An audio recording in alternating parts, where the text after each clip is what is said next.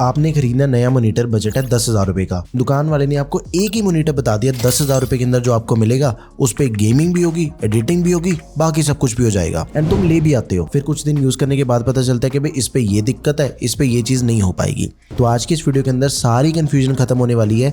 6 monitors बताऊंगा, 3 है creative work वाले एंड 3 है गेमिंग वाले। क्रिएटिव वर्क के अंदर देखो सिंपल चीज है, photo editing, video editing, colour grading, ये सब कुछ आ जाएगा। एंड गेमिंग के अंदर हाई रिफ्रेश रेट चाहिए, जीरो घोस्टिंग चाहिए। कॉम्पिटिटिव गेम्स अगर आपने खेलनी है वो सेकंड कैटेगरी में आ गया। सबसे इंपॉर्टेंट चीज आपने ये समझनी है, मॉनिटर खरीदने से पहले ये डिसाइड करो कि भाई मुझे उस पर काम क्या करना है। एक ही मॉनिटर सारे काम परफेक्टली नहीं कर सकता, ये चीज कुछ हद तक सही है। लाइक एडिटिंग वाले मॉनिटर अगर आपने परचेज कर लिया उस पर गेमिंग नहीं हो सकती, लेकिन गेमिंग वाले मॉनिटर पे आपकी एडिटिंग थोड़ी बहुत हो जाएगी, लेकिन स्पेसिफिकेशन का आपको फिर भी ध्यान रखना पड़ेगा। जैसे आपने क्रिएटिव काम करने हैं तो कलर एक्यूरेसी चाहिए, sRGB कितनी मिलनी चाहिए, एक्यूरेट वाइट बैलेंस चाहिए। एंड अगर आपने गेमिंग करनी है भाई refresh rate, response time, G-Sync की सपोर्ट है कि नहीं है, इन सभी चीजों पे हमने ध्यान देना है। इस वीडियो का सबसे पहला क्रिएटिव मॉनिटर है सैमसंग का। अराउंड 10,000 रुपए के अंदर हमें मॉनिटर मिल जाएगा।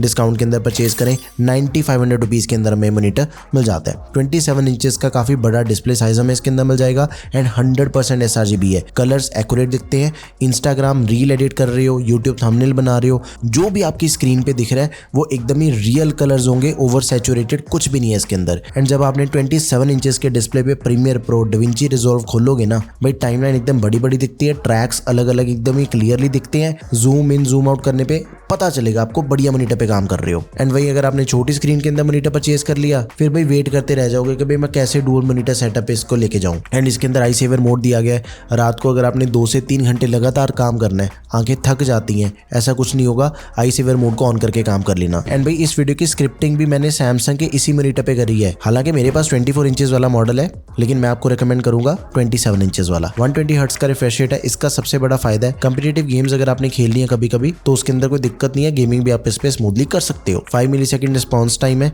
पोर्ट्स की बात करें तो 2 HDMI पोर्ट्स हैं, डिस्प्ले पोर्ट हमें इसके अंदर नहीं मिलती है। टिल्ट एडजस्टमेंट दिया गया, 3 साल की वारंटी है। एंड आज की इस वीडियो के अंदर मैं आपको जितने भी मॉनिटर्स बता रहा हूँ सभी के अंदर आपको 3 साल की वारंटी मिलती है। अगर आप स्टूडेंट हो, असाइनमेंट्स बनाना चाहते हो, कोडिंग करना चाहते हो, क्रोम चलाना है, YouTube, photo editing, video editing, सब कुछ इस पे आप बढ़िया से कर सकते हो। लेकिन मैं फिर भी ये चीज कहूंगा, सैमसंग का ब्रांड ट्रस्ट चाहिए, ये मॉनिटर आपके लिए सबसे बढ़िया है। But if you are slightly flexible with your budget then इससे भी बढ़िया ऑप्शन है इसी एक वीडियो के अंदर। नेक्स्ट फिर आ जाता है डेल, बिल्कुल ही सेम सैमसंग जैसा ही मॉनिटर है ये। अराउंड 10,000 रुपए के अंदर हमें मिल जाएगा। 27 इंचेस वाला भी मॉडल अवेलेबल है, 24 इंचेस वाला मॉडल आपको मिलेगा 9,000 रुपए के अंदर। दोनों की स्पेसिफिकेशन बिल्कुल सेम है, सिर्फ साइज का फर्क है। 100% sRGB मिल जाती है इसके अंदर, तो कलर्स बिल्कुल ही रियल दिखते हैं। IPS पैनल है, फ्रंट से देखो, साइड से देखो, कलर्स बिल्कुल सेम मिलते हैं हमें। ये रियल लाइफ प्रॉब्लम है TN पैनल्स में, एक ही जगह से देखने पे आपको कलर्स डिफरेंट मिलते हैं, दूसरी जगह से थोड़े डिफरेंट मिलेंगे TN पैनल में। IPS पैनल में ऐसा नहीं होता।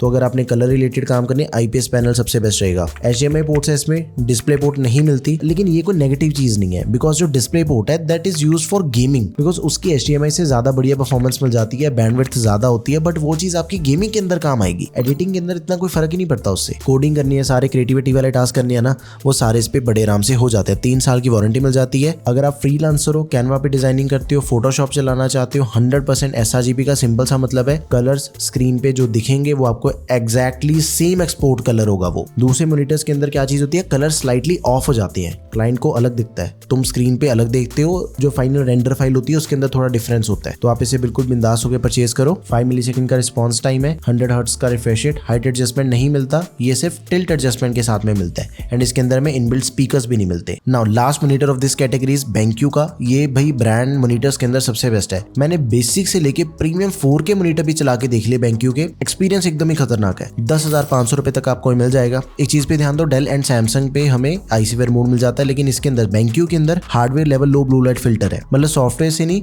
लेकिन पैनल पे ही ब्लू लाइट काफी रिड्यूस हो जाती है, आंखों पे स्ट्रेन वैसे ही नहीं आता। ये बेसिकली उन यूजर्स के लिए जिनको seriously graphic designing and video editing करनी है। डेली आपने 6 8 घंटे बैठ के स्क्रीन देखनी है, परफेक्ट है। 99% sRGB, 100 हर्ट्ज का refresh rate, 5 millisecond response time, IPS panel है with anti glare coating. Inbuilt इसके अंदर हमें 2 वॉट के 2 स्पीकर्स मिल जाते हैं। सैमसंग S3 एंड डेल के अंदर हमें स्पीकर्स नहीं मिल रहे थे, मतलब उन 2 मॉनिटर्स के अंदर आपको एक्सटर्नल स्पीकर लगाना पड़ता, उसका खर्चा आपको अलग से करना पड़ता, लेकिन इसके अंदर भी आपको सब कुछ पहले से ही मिल रहा है। HDMI डिस्प्ले, ऑडियो आउटपुट की पोर्ट्स मिल जाती हैं, 3 साल की वारंटी है, 100 हर्ट्ज का refresh rate, 5 millisecond response time, 250 nits की brightness. BenQ, Dell and Samsung creativity के काम करने के लिए सबसे बढ़िया एंड ये तीनों इसी ऑर्डर में आपने कंसिडर करने हैं। अब गेमिंग मॉनिटर्स को देखें, देखो refresh rate and response time, ये दो चीजें डिसाइड करते हैं कि भाई गेमिंग कैसी होगी। उस पे 60 हर्ट्ज पे वैलोरेंट खेलोगे, दूसरा बंदा 144 हर्ट्ज पे वैलोरेंट खेल रहा है, वो आपको पहले से ही देख चुका है, एम कर चुका है, तुम डेड हो चुके हो एंड तुम्हारे स्क्रीन के ऊपर बुलेट भी नहीं नजर आती। ये एक्चुअल में रियलिटी है भाई।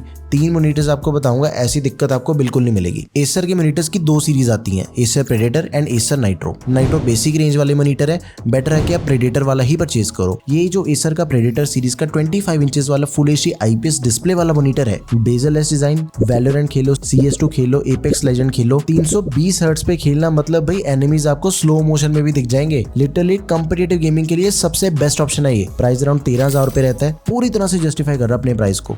AMD FreeSync प्रीमियम की सपोर्ट मिल जाती है, स्क्रीन टेयरिंग बिल्कुल नहीं होती इसके अंदर, 1 मिलीसेकंड रिस्पॉन्स टाइम है, 99% sRGB एंड एशिया 10 की भी सपोर्ट दे रखी है। मूवीज देखो, गेमिंग करो, दोनों का एक्सपीरियंस एकदम बढ़िया। इनबिल्ट स्पीकर्स हमें इसके अंदर मिल जाते हैं, 2 HDMI पोर्ट्स हैं, डिस्प्ले पोर्ट दे रखी है, 3 साल की वारंटी मिल जाती है। गेमिंग के लिए इसे आप बिल्कुल आंखें बंद करके परचेज कर सकते हो। इससे बढ़िया गेमिंग मॉनिटर आपको इस बजट के अंदर दूसरा कोई नहीं मिलता।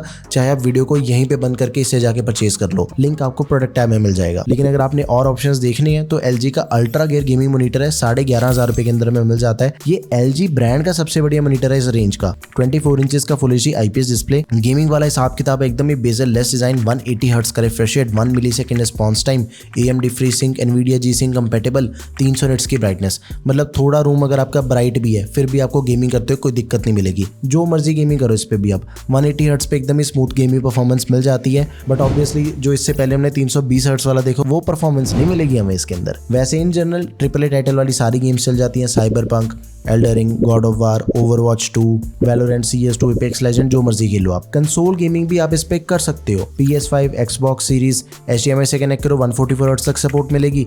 डेस्कटॉप PC में डिस्प्ले पोर्ट से फुल 180 हर्ट्ज की सपोर्ट मिलेगी। फुली एडजस्टेबल स्टैंड है, हाइट, टिल्ट, पिवट सब होता है, 3 साल की वारंटी। नाउ लास्ट ऑप्शन है भाई लिनोवो का इस रेंज का सबसे बढ़िया मॉनिटर। 9,000 रुपए के अंदर आपको मॉनिटर मिलेगा, लेकिन 9,000 रुपए पे करने के बाद आपको 240 हर्ट्ज का रिफ्रेश रेट मिल रहा है, 0.5 मिलीसेकंड रिस्पॉन्स टाइम है, AMD FreeSync, NVIDIA G-Sync दोनों कंपैटिबल है।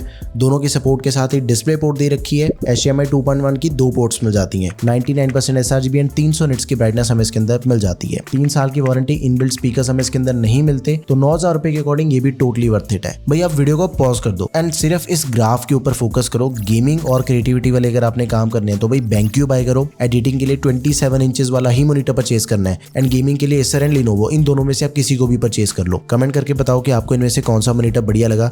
Let me know in the comment section अगर आपकी कोई भी क्वेरी है किसी भी मॉनिटर से related. That's all for this video guys, thank you for watching the video, peace out.